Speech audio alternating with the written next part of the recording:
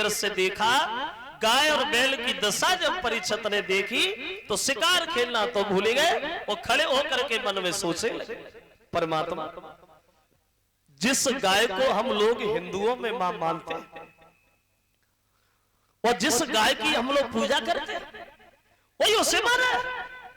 कन्हैया अगर नहीं रहे, अर्जुन चले गए, तो इसका मतलब ये तो नहीं हुआ कि दुनिया में कोई बहादुर नहीं रहा। हम इसके हाथ को नहीं छोड़ेंगे जो इसने गाय के ऊपर चलाया है। अब गाय और बैल की रक्षा करने को परीक्षित जी आगे बढ़ गए। क्या दशा है गाय और बैल की, देखा दूर से,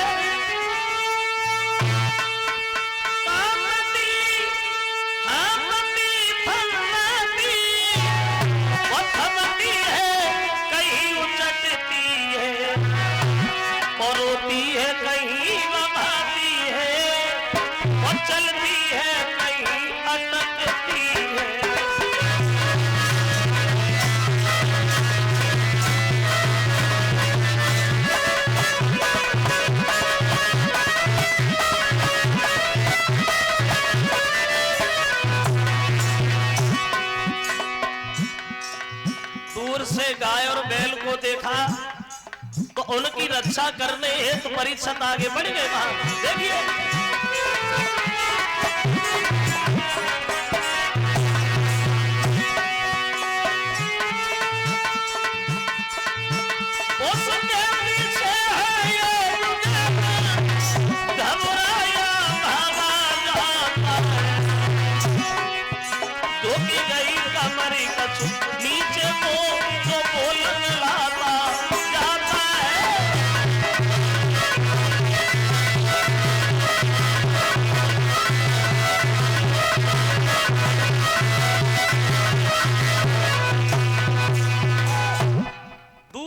देखा महाराज तो गाय और बैल की रक्षा करने के लिए परीक्षित आगे बढ़े और उस बदिक से बोले क्यों रे इधर आ,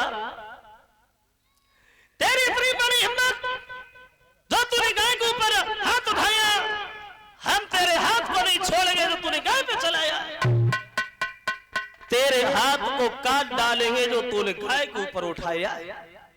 जब ये पृथ्वी ने सुना तो पृथ्वी गाय के रूप में जो है वो खड़ी हो गई। कहने लगी महाराज आप हमें जो साधारण गाय समझ रहे हो, हम कोई साधारण गाय नहीं है। कौन हो? जवाब दिया भगवान मैं पृथ्वी हूं, पृथ्वी। और जो तुम ये बैल देख रहे हो ये भी बैल नहीं है महाराज, ये है धर्म।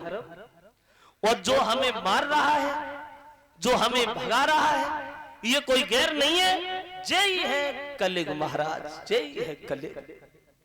पृथ्वी बोली प्रभु सत्य त्रेता द्वापर में हमारी बड़ा अच्छी गुजर हो रही थी, लेकिन इस कलिग ने आते आते हमारे सारे चरणों को तोड़ डाला। पृथ्वी कहती महाराज मेरे ऊपर कितना भी भार बड़ा मैं कभी ढाने से नहीं घबराए, लेकिन ये कलिग के पापों का भार मुझसे सहन नहीं हो रहा। अब हम इस जगह को छोड़ के जा रहे, अब हम यहां नहीं रहेंगे। तो परीक्षित जब ये सुना तो परीक्षित बोले ऐसा क्या होगा जो तुम लोग जा रहे हो? वो जब पृथ्वी नहीं रहेगी, धर्म नहीं रहेगी, फिर यह रहेगा क्या? क्यों जा रहे हो? तो पृथ्वी ने उत्तर दिया है गाय के रूप में महाराज अभी तो कुछ नहीं हुआ, अभी तो हमारा ही नंबर आया, अभी तो हम ही पिट रहे, लेकिन आगे जो वक्त आएगा, आगे जो समय आएगा उसमें सब कुछ बदल जाएगा। और बोली कि कुछ दिन के बाद जमाने की अब हवा बदलने वाली है और धर्म बता रही है धर्म की सबसे आखिरी रखवाली है।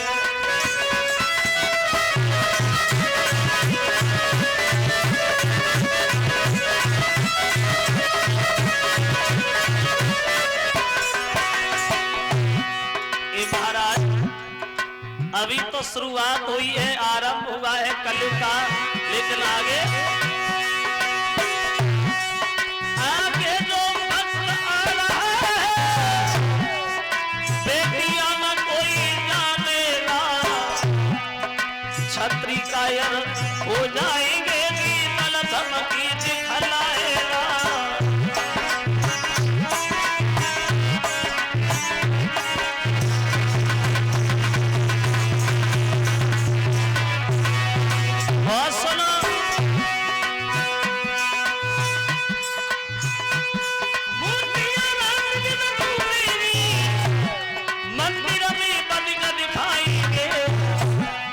ऐसी दशा ना तो होगी हमको न भाल में जाएंगे।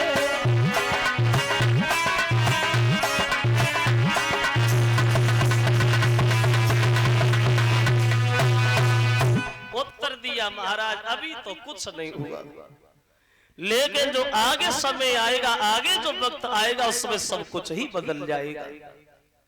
धर्म कोने में बैठ के रोएंगे और ये बात गलियों में किलकारियां भर के खेलेगा।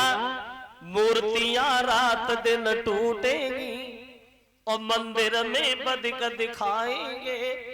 और जब ऐसी दशा ना तो होगी तो हम कौन भाड़ में जाएंगे।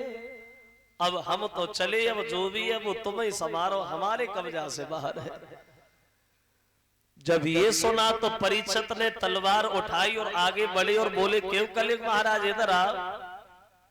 भाई तुम्हारे आने से बड़ा समस्या खड़ी हो रही है, तुम्हारे आने से पृथ्वी परेशान है, धर्म परेशान है। तुम्हारे अंदर तो अवगुणी अवगुण कोई गुण है ही नहीं, और ऐसे अवगुणी आदमी को समाज में जिंदा रहने का कोई हक नहीं है, कोई अधिकार नहीं है। हम तुम्हें मार देंगे और जब तुम मर जाओगे तो दोबारा सत्य आ जाएगा, बीमारी खत्म और चिंता भी खत्म, ठीक है ना, तैयार हो जाओ मरने। तो कलिंग बोला प्रभु आप हमें मारोगे?